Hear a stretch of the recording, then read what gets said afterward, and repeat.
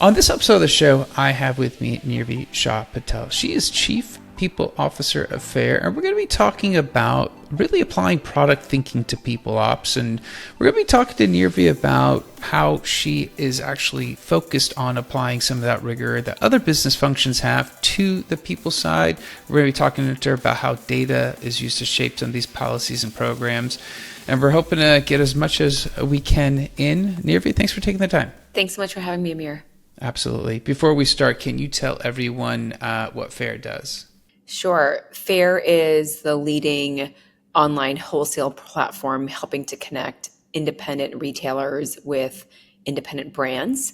So you can think of Faire as a wholesale version of maybe an Etsy or an Amazon or even just an online trade show. So we are simplifying the end-to-end wholesale process on one platform in one place and allowing businesses to scale. Absolutely. Awesome. Okay. So before we start, actually, and we'll dive into the topic, can you just give us a lay of the land? I know every company's kind of, different topology for their people and talent teams. So can you just give you a high level of how you guys are set up at Faire? Sure. You mean in terms of kind of what the team entails? Yeah. What the team entails, kind of how the team is split up, just to give us an understanding. Yeah. So within my world, I have talent and recruiting, which I think is pretty typical. We have kind of a core, what you would consider like a people ops, function that includes everything from compensation, basic HR ops, from immigration and global mobility to HR business partner teams, employee experience, diversity, et cetera, talent development. And then I have the workplace team. So high points of intersection between kind of workplace and employee experience. We are globally distributed. We have folks across each of our locations and offices, US, Canada, and Europe. Okay, awesome. So, in talking about this topic, and we're talking, you mentioned HR should operate with the same rigor as any business function. I guess it'd be interesting to kind of explain what that means, and especially the word rigor. I'd like to hear what your thoughts are there. Yeah, I think rigor is like a, seemingly benign word that can sometimes get weaponized. But I can share a little bit about kind of how I think about it and what it means specifically for the people team. So for my org, as a business, I just talked a little bit about what Faire does, and our product team thinks about our customers. They obsess about the customer journey. And similarly, for my team, our product is the employee experience. So similar to our counterparts in product, we are obsessing over our customer journey. They just happen to be our employees. And as a result, we focus on building that depth of knowledge, intuition, the feedback loops in order to make that experience seamless and meaningful. Awesome. So that's kind of high level how I would think about it. Absolutely. Yeah, it's interesting. The word rigor does potentially have many different meanings within the business function. So I guess like a final follow-up question to that. When we are looking at your team, obviously you kind of gave us the lay of the land, how you operate. We talked about rigor. When you were talking about business value, and especially when it comes to the people ops side, I know a lot of other teams, when it comes to other business functions, that value is sometimes easier to define, to see. How do you define that business value from the people perspective? Yeah, I mean, I think about it from a couple different perspectives, right? One is employees choose to come to work here. It's similar to how you hear, I think about this often whenever I'm flying on an airplane and they say to you, we know you have a lot of choices when it comes to air travel. Thank you for choosing us here at Delta, United American, pick your carrier of choice. And similarly, we treat it as a privilege that folks are choosing to spend part of their careers with us. And it means that we should be investing in the employee journey with intentionality.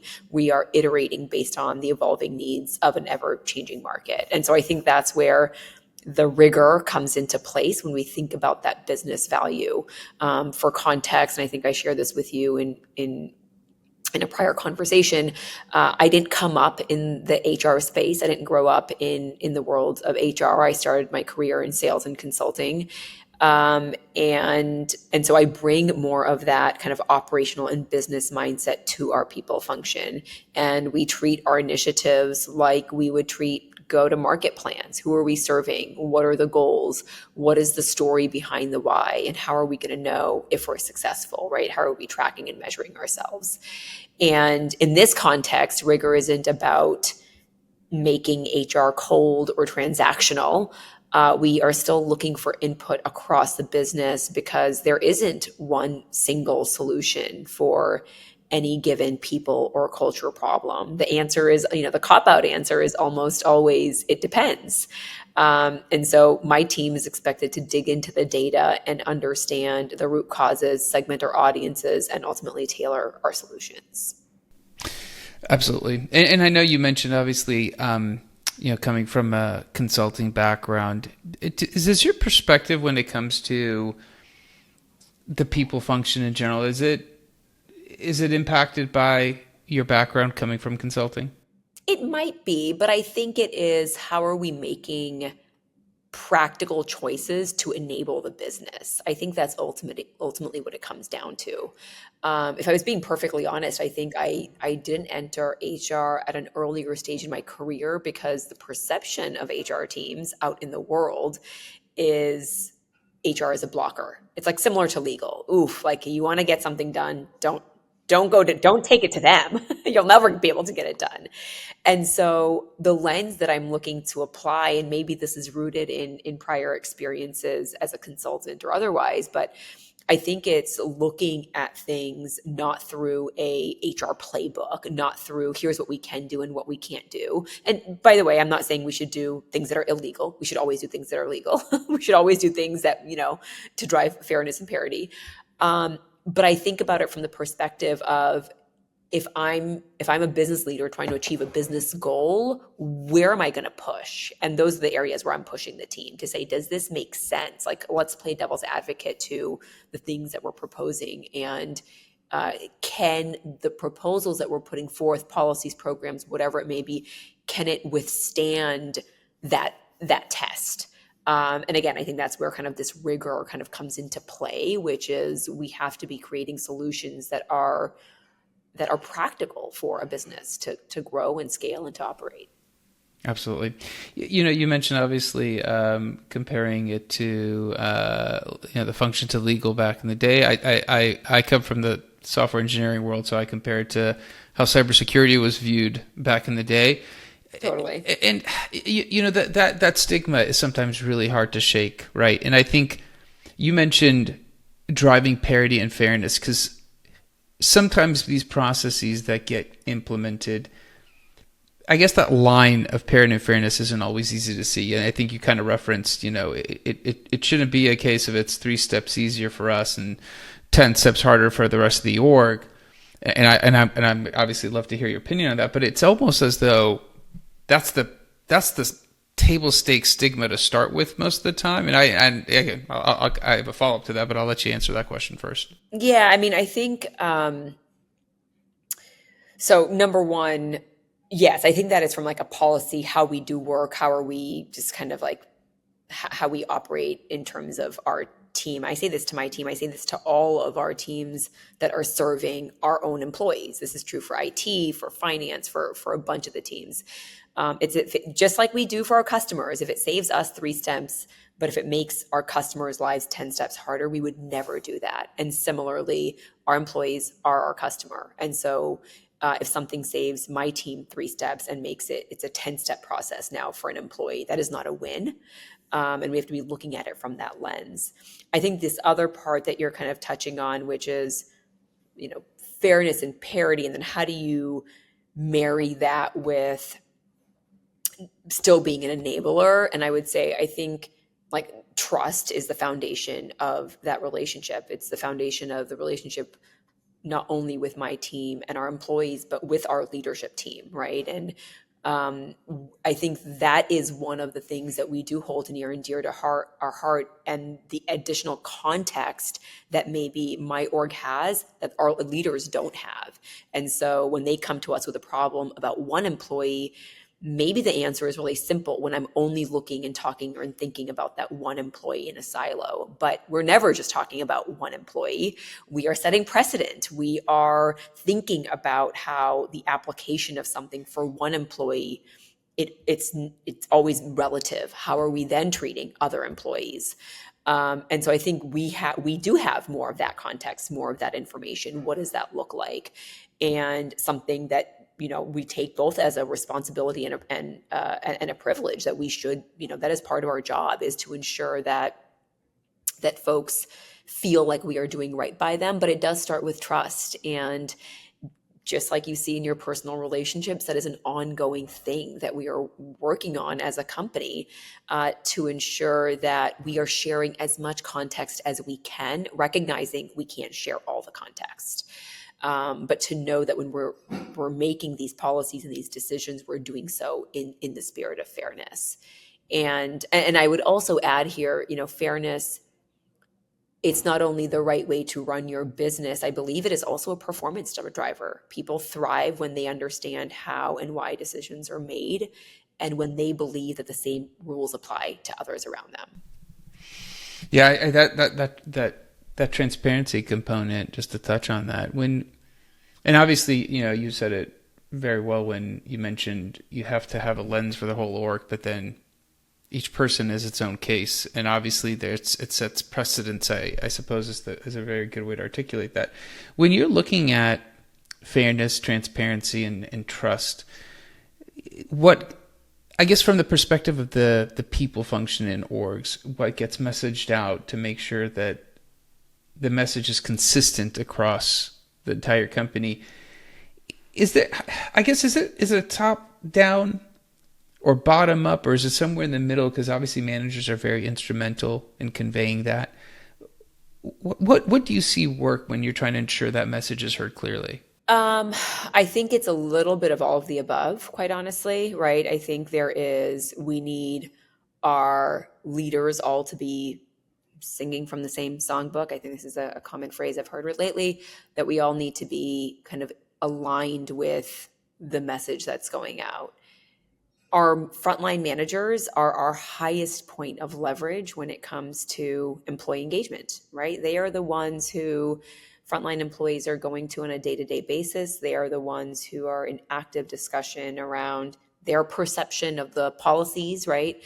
So something, for example, I'll give a tactical example. When we do calibrations, kind of a very common process from a performance management process cycle perspective, one of the things that we say to all the managers in the room as a really clear next step and outcome is managers have to own the outcomes of what comes out of calibration. Managers cannot walk out of a calibration session and say, hey, I wanted to give you a higher rating, but this is where the group landed. You are completely, undermining in that instance. If a manager says that, you're undermining the process, you're undermining fairness, right? Oh, I thought it would have been fair to give you this, but that's not where we landed as a company. You're undermining the trust in the organization's ability to make decisions fairly and with all the information and data. And so it is really important, yes, for leaders to be, having that tops down view, but you have to align with managers. And by the way, I think that's where the input, the data is helpful, because it means that the processes and the programs that we're putting forth, by nature, have embedded in them manager input and leader input.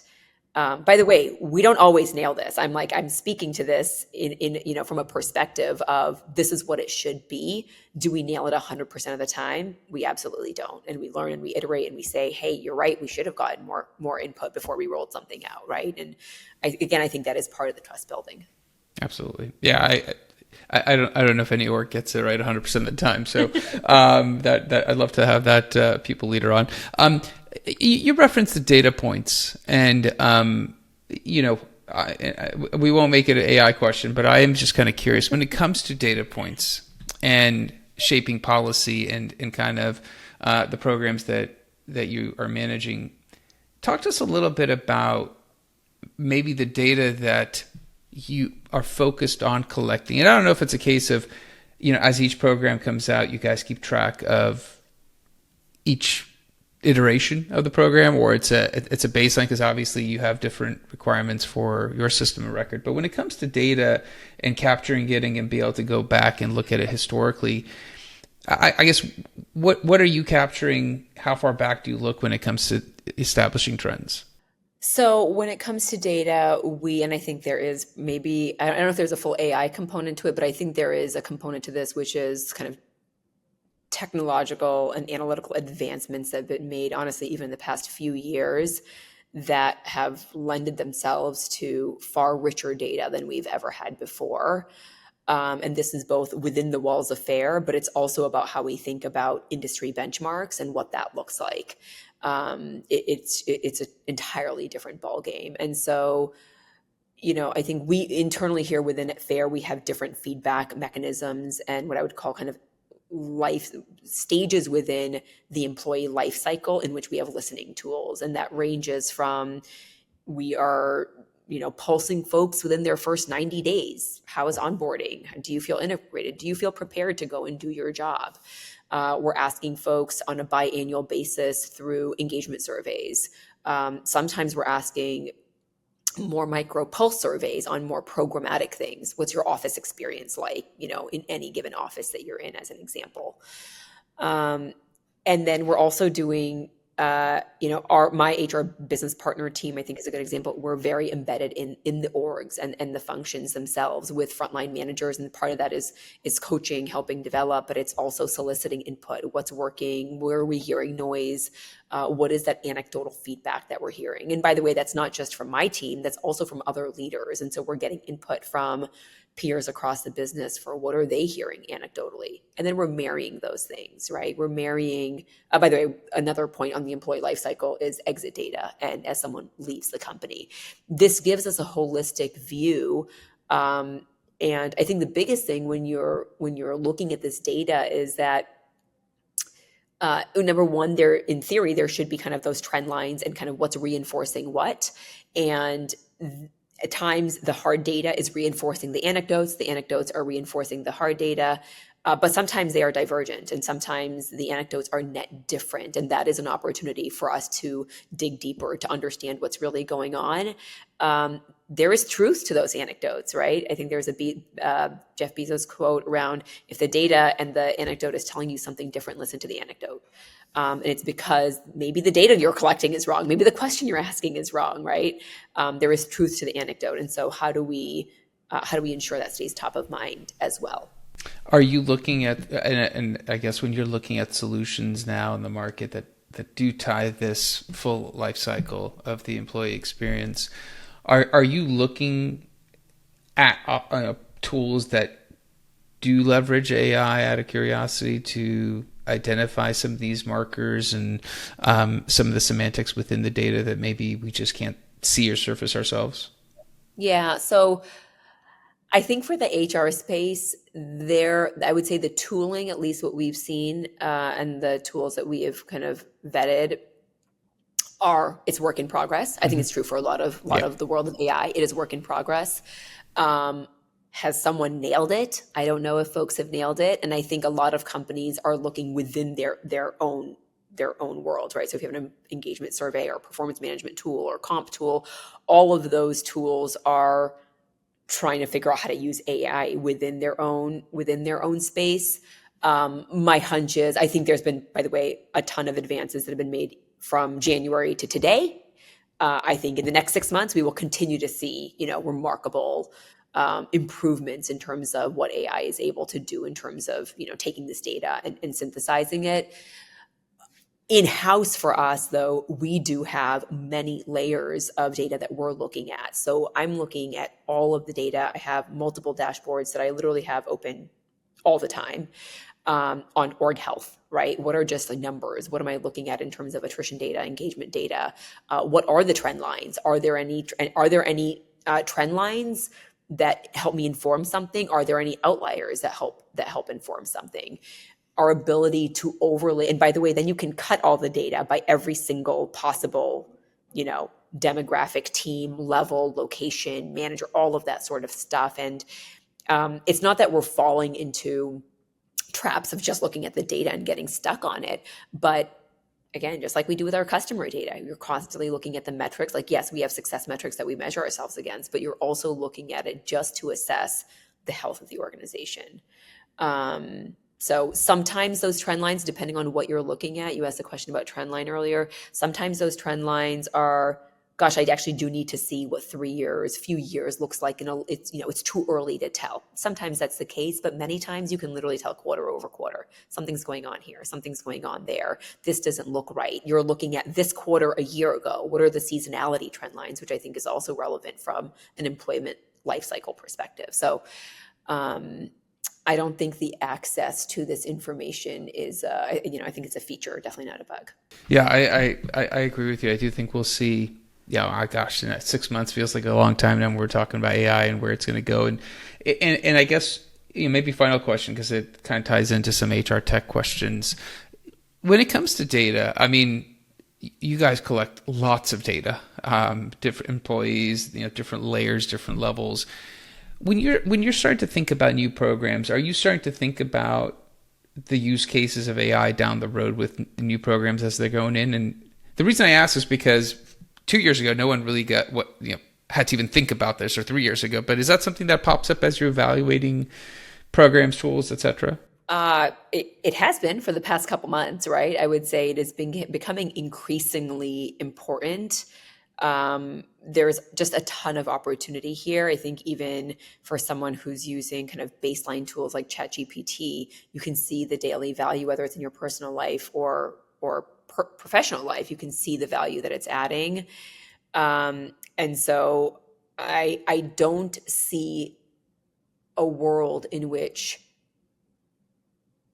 AI cannot be a critical part of the value proposition for a tool that is looking at employee data, right? So I think the possibilities here are pretty significant. I think the question is going to be honestly similar to any data tool, which is it gleaning insights versus just regurgitating what the data is? And those are two very different things. And I think AI's ability to glean insights from the data in a way that is faster, non-biased, and more synthesized, I think could be a real superpower. But I would say for any tool that my team is looking at right now, I think AI capability has to be a really critical and P0 part of the puzzle. Fantastic. Neervi, I wanted to thank you for taking the time to chat with us. If someone has a follow-up question in respects to something you've mentioned on the pod, is there a good way of touching base with you? Yeah, sure. Folks can find me on LinkedIn. That's probably the easiest way to find me. But thanks so much for having me, Amir. This is great. Absolutely. All right. Well, that's it for this episode. Be back again. Different guest, different topic. Until then, two things. One, I think you did a great job walking us through the components of applying some of that rigor that we talked about, that other business functions see within the HR and people space. And we talked about some of those tools. We talked about parity and fairness. Even touched on a little bit of AI, not too much AI, but just a little bit of AI. So I think she covered a great breadth of that topic for us, and I really do appreciate it. And share this episode with somebody else in the space that might benefit from listening to it. Also, like, subscribe, comment. Let me know how the show's going for you. Until next time, thank you, and goodbye.